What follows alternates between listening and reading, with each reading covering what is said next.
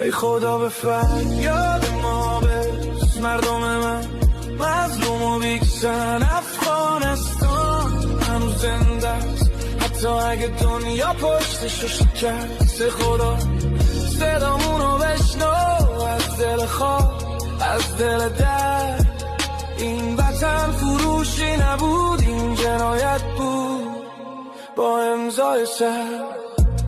طالب اومد کتابو بس، گفت دختر حق نداره نفس. مدرسه تعطیل، فکر تعطیل، بردهداری با اسم دین دروغین. 20 سال معامله با آمریکا، آخرش چی؟ فرودگاه شلوغ و تماشا. اما تناویزون از چرخ هواپیما افتاد، ولی افتخار نفروخ خدا. دیدی دنیا فقط نگاه کرد، خبر شد اشتک شد بعدش فراموش کرد.